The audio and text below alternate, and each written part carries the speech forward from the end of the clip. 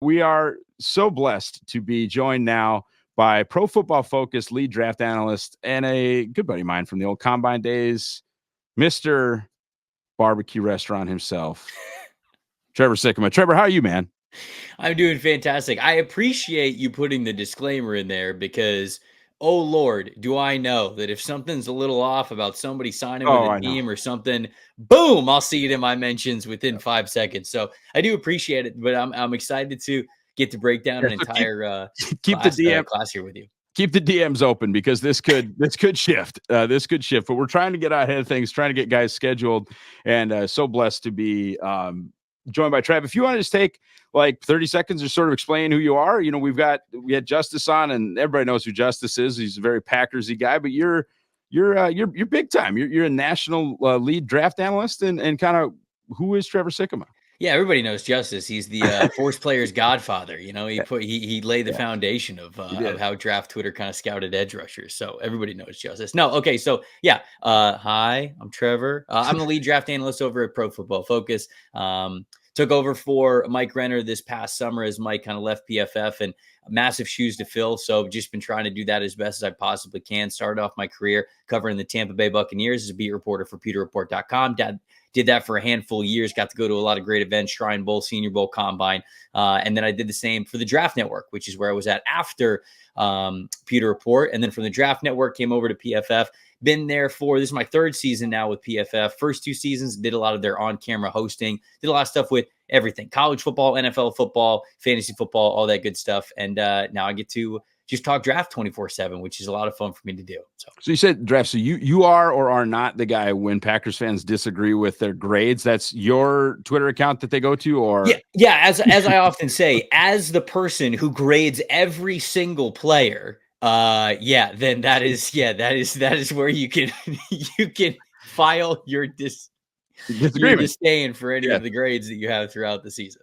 No, we're certainly, and Renner. And a lot of people know this, but Renner's a Packers guy. I believe family is season ticket holders, and I happen to know that at least one member of the Renner family is a subscriber to Packer Report, for which we truly appreciate. Pop Renner, I believe Mike's dad is a subscriber. Had a chance to meet him at training camp one time. Hell of a guy. So is Yeah. Mike. I might bug Mike for a position. He's still You got to do grinding. it. You got to Yeah, do it. You got to get yeah, Mike into the rotation. He's still itching to get the draft takes off, and good. the world needs Aren't to we hear all? his draft takes. So you got to do it. All right. State of the room. And again, like we're hopeful that this is relatively useful, but Green Bay is in a really interesting spot with their linebacker situation. As has been discussed, kind of ad nauseum. The Packers are going to switch to more of a 4-down look. And while the NFL is still definitely a 4-2-5 nickel league, the Packers are going to be in a base 4-3, which means they're going to go from basically 5 line of scrimmage players and 2 off-ball guys to 4 line of scrimmage players and 3 off-ball guys. It was kind of a thin room last year, though. I would say former BC Eagle who played for Jeff Hafley, Isaiah McDuffie, did a nice job in, kind of filling in wherever he needed to, whether it was for Devondre Campbell or Quay Walker. But McDuffie's kind of penciled into a starting spot right now with the likely salary cap casualty that is Devondre Campbell.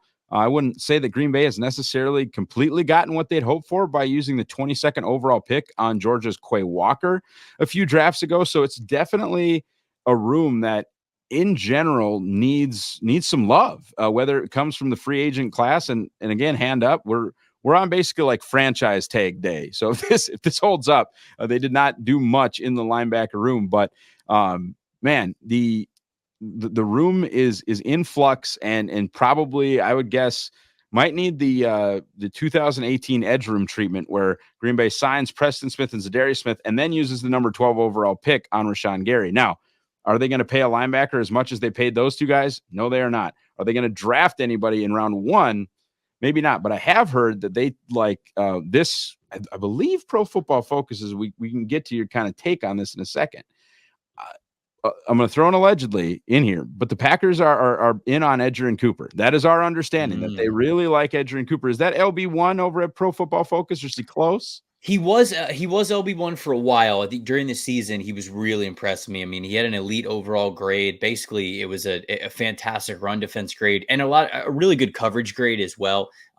When I came down to actually watching the tape of him, a lot of those good coverage plays were more of run and chase stuff in the flat. He's handling guys that are kind of coming out of the backfield. So not exactly the drop back deep into coverage, Tampa 2 type of coverage assignments where he's grading really well, but still really good football player, really good athlete, click and close ability and an ability to go downhill.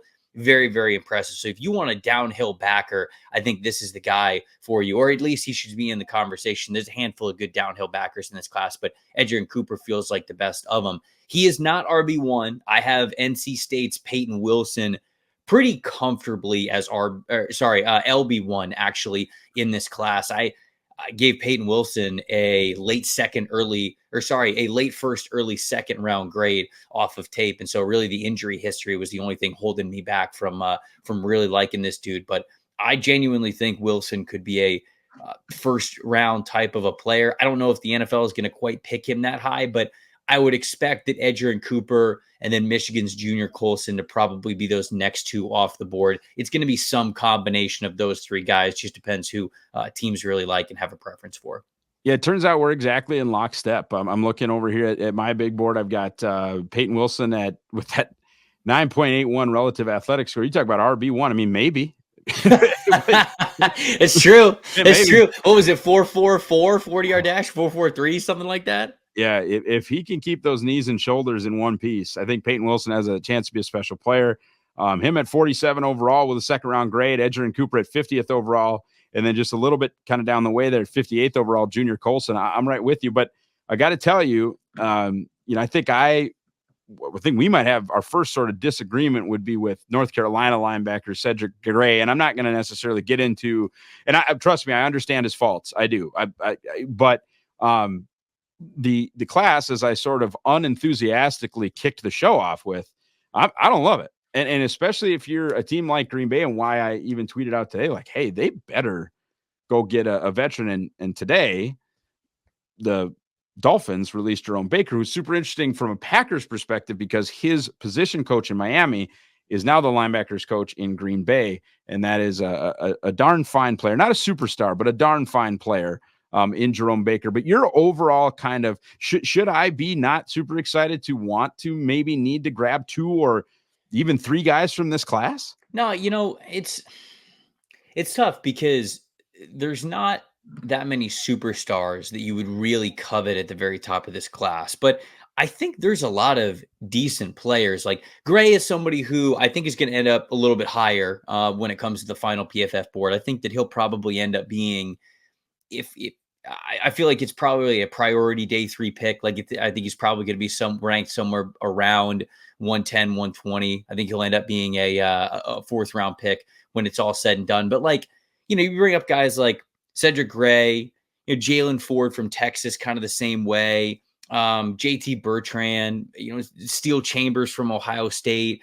These guys are fine linebacker prospects, but to me, outside of maybe Gray because of his athleticism, none of them really stand out to me. And it's linebacker, kind of like running back. If you don't have a calling card type of a trait, it's hard for me to really prioritize you. Not that you can't play in the league. A lot of teams need a lot of linebackers, right? There's at least 2 of them out there on the field. Sometimes you got 3, sometimes you got 4.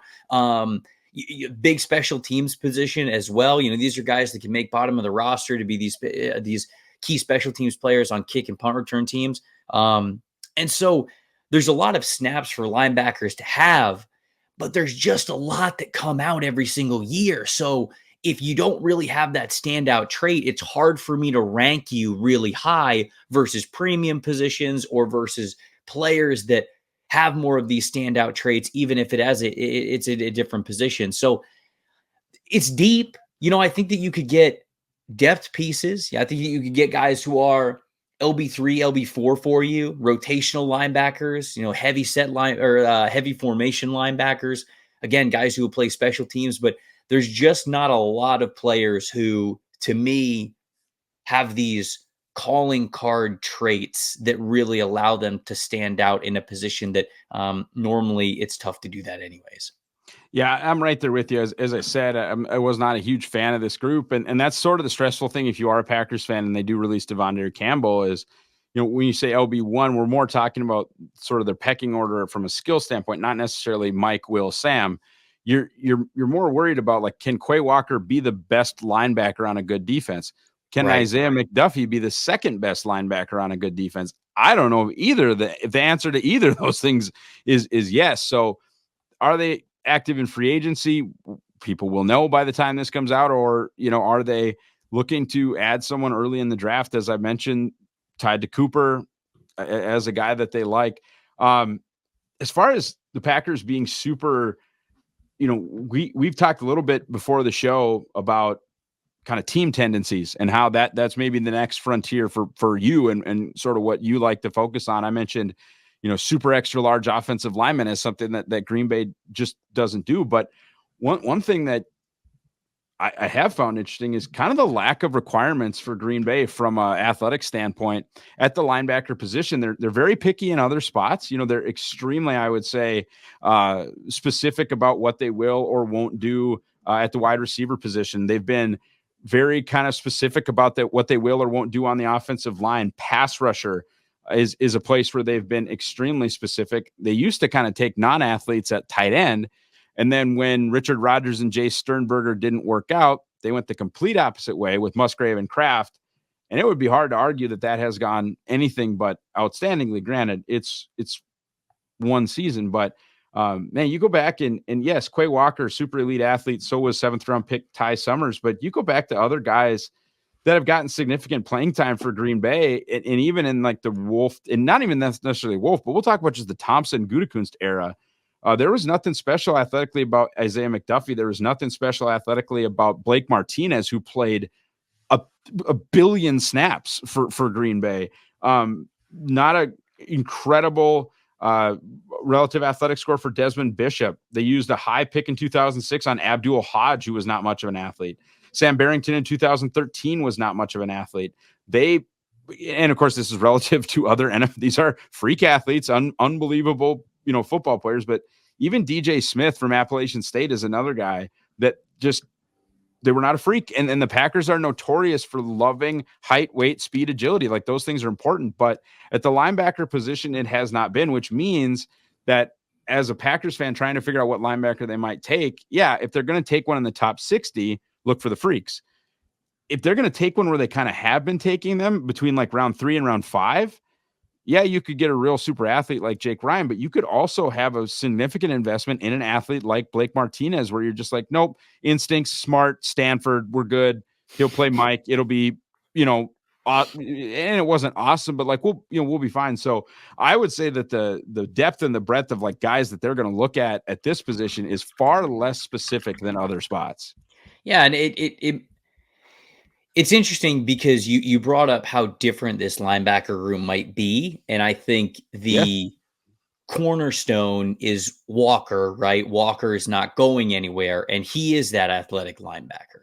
So to me, when you look at the Packers selections, and I'm pulling up all their draft picks right now, you get a first, you get 2 seconds, you get 2/3. To me, I wonder if one of those picks would be Jeremiah Trotter Jr., just because how smart he is, how high of an IQ he is. He'd be a good communicator for you. He recognizes things in the pre-snap. Are you okay with saying, okay, we already have a really good athlete in Quay Walker. Let's get another guy as our inside linebacker in Jeremiah Trotter Jr., where Trotter Jr., he's not a great athlete. I worry about his athleticism. I worry about that sideline to sideline ability when it comes to the NFL level. He anticipates well enough to where he can mitigate that. But I think that he is slower of an athlete than you would probably expect. And the size, he's small. He's like 6 foot, 6'1", like 225 pounds, doesn't have long stride length, doesn't have long arms. And the long arms show up when he's taking on blocks, when he's trying to wrap guys up when tackling. And so to me, Jeremiah Trotter Jr. has a handful of physical deficiencies that you have to note in the scouting report, but the positives for him, the strength, are all about, again, how well he sees the field, how well he understands the game. Helps when you get an all-pro father, teaching you and coaching you throughout your life, and you absolutely see that from him. So to me, we can list off a handful of athletic linebackers that I think they could have their eyes on in anywhere from round 3 on. But if they're taking one maybe in that middle of the second round with a couple of those second round picks, perhaps they feel like they can go with a guy like Trotter or maybe get him in the third round as well. Yeah, I would be surprised there. And the reason that I say I would be surprised there is as I sort of said, when Green Bay is starting, Kingsley Enagbari is a great example. I loved him. I think he was a top 70 guy for me. I think PFF kind of liked Kingsley as well, or I certainly think so. liked him better than round 5, basically. Not an enormous like length, space alien type pass rusher guy that Green Bay normally goes for early. But the film was so good, and you get down to round 4, get down to round 5, you get down to round 5 and round 6, Green Bay will start to remove themselves from these athletic thresholds. They do not like to do that in the top 100. And I think the biggest outlier there, and you can, of course, there's a little bit of a conspiracy theory that Aaron Rodgers was pushy about Amari Rodgers because Amari Rodgers had a relationship with Randall Cobb, and they were trying to get Randall Cobb to come back to Green Bay, which eventually did happen. And if Randall Cobb didn't come back to Green Bay, they did need a slot receiver, so that was going to be Amari Rodgers. But Amari is like this black mark on their top 100 drafting, not necessarily because he didn't work out, because he didn't, but he was also very much an outlier, like not what they normally require at receiver and not what they normally do in general from an athlete standpoint. So for them to go after kind of, again, I'm not like non-athlete is overly mean, but a guy like that in the top 100, I'm not so sure. The other aspect of that, I mentioned that Isaiah McDuffie played really well, and I thought that he did. He played well in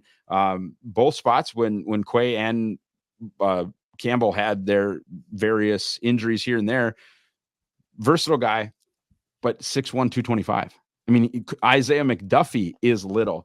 If it's me and I'm operating under the assumption that Green Bay at this point has not added a veteran, I don't know that that'll happen. In fact, they used to do it all the time. They swung with Christian Kirksey and it didn't go so well. And then they swung with Devondre Campbell for no money and it went awesome. And they gave him $50 million and that has went less awesome. But the point is they have done the like late free agency sort of scrap heap linebacker. Hey, we'll give you rundown snaps and it'll be fine. And maybe if we find something in the draft, great, whatever. If I'm looking at a linebacker for Green Bay, Peyton Wilson at 238 is that guy. Adrian Cooper at 230 is that guy. And even it's a good thing he's so athletic going downhill because, Colson at 247, that's more my jam. Even right.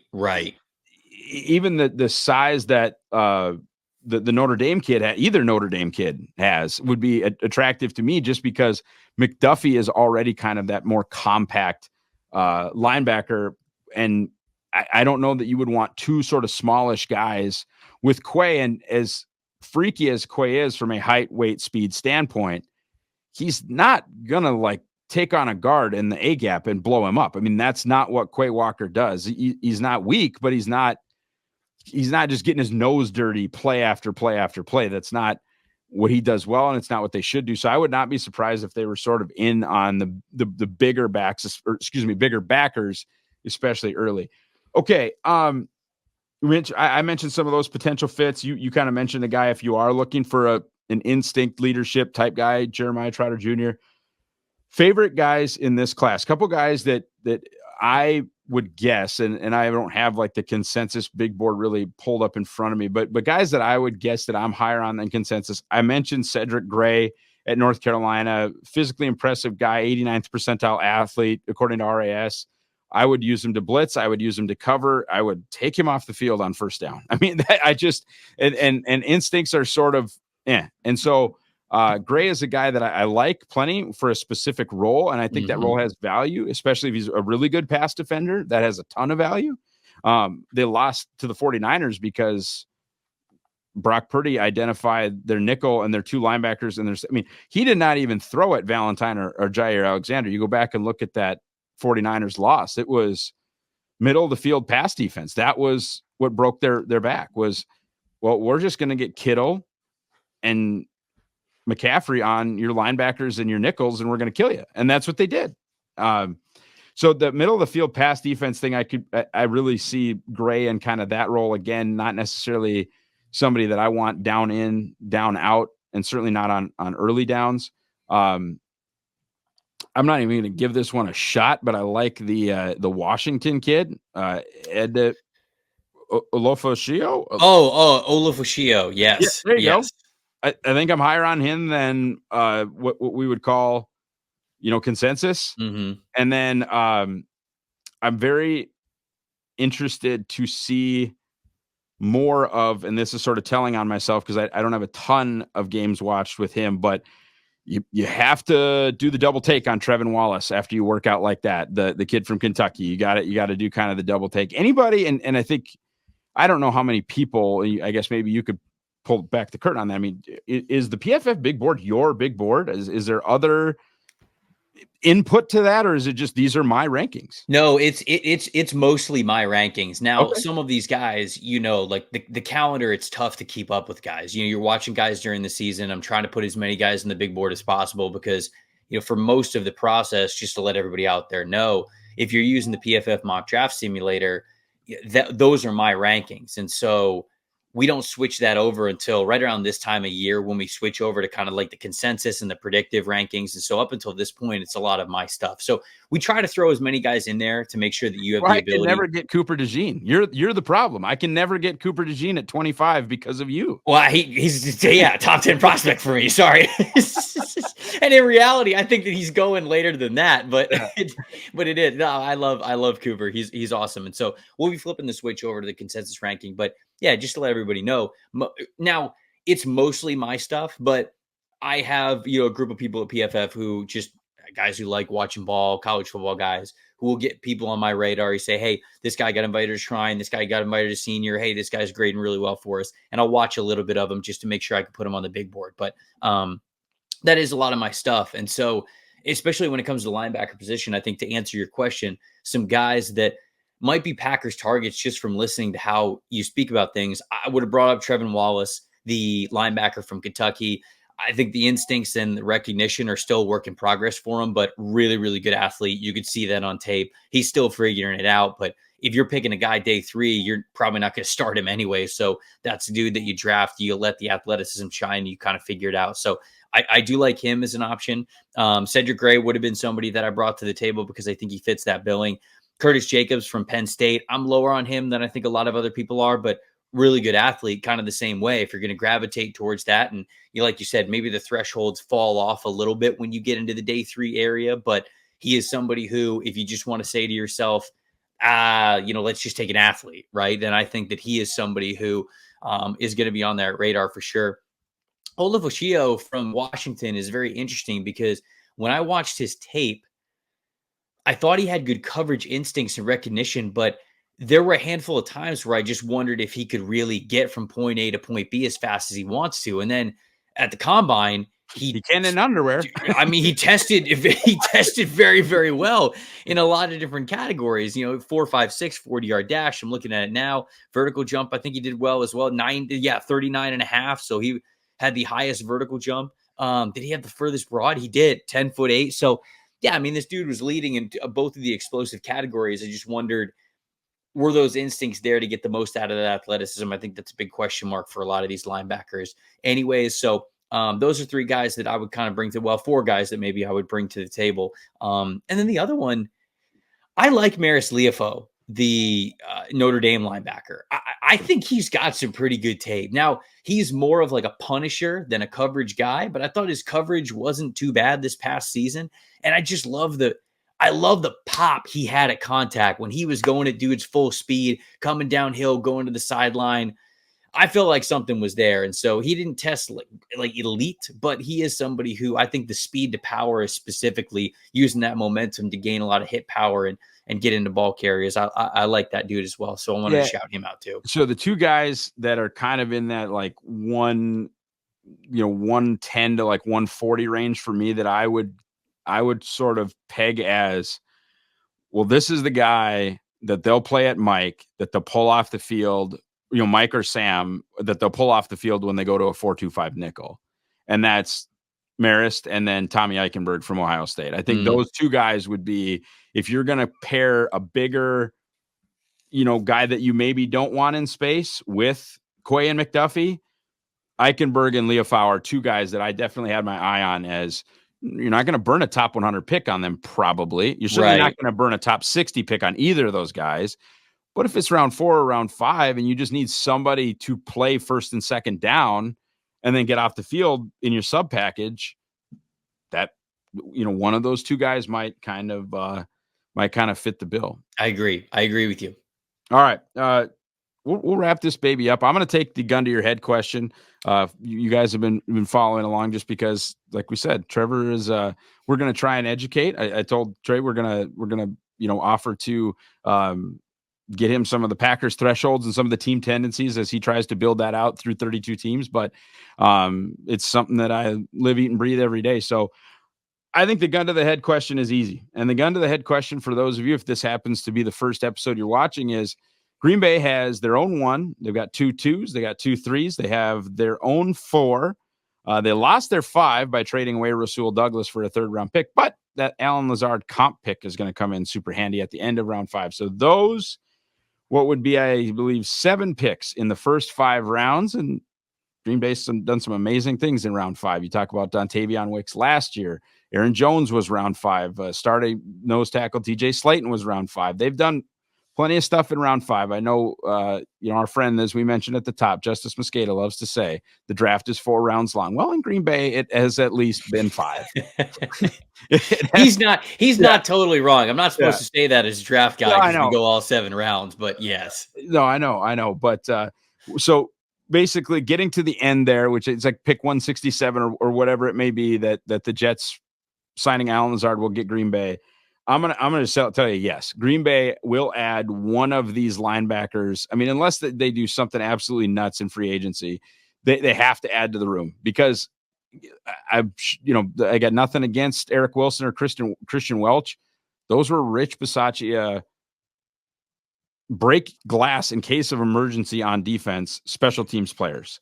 And Eric Wilson did fine a couple times playing on defense and played so much defense for the Vikings when he was with Minnesota. But truly, Welch and Wilson are not defensive players. More than likely, Devondre Campbell, who's played 1 billion snaps for Green Bay the last couple of years, is going to be a salary cap casualty. One cannot simply go into the season with Isaiah McDuffie and Quay Walker. So, gun to my head, yes, Green Bay takes a linebacker in the first 5 rounds. Trev, thanks so much, buddy. This was awesome. I appreciate it, dude. No, it was great to chop it up with you. I felt like, you weren't at Combine this year at all, were you? Or did I just miss you? I got married and had kids. That's what you know what? That's if there's a reason to miss, I guess that would be the reason to miss. But I mean, whether you were there or not, it was a bummer not running into you, at least for a little bit. So we got to make up for it here on this episode. So I appreciate you having me on. Absolutely. All right, folks. Thank you so much for watching or listening. If you are on the podcast feed, how can you help us out? Buy the Green Bay Draft Guide powered by Packer Report. You can use promo code DAILY, that is DAILY, for 10% off that guide. Check us out at Packer Report. I am at Russ Uglem on X, formerly known as Twitter. Do all the things you're supposed to do here on the Pack a Day podcast as well. Like, subscribe, click the bell so you get notifications. All the things you're supposed to do. Have a great rest of your day, folks, and go, Pack, go.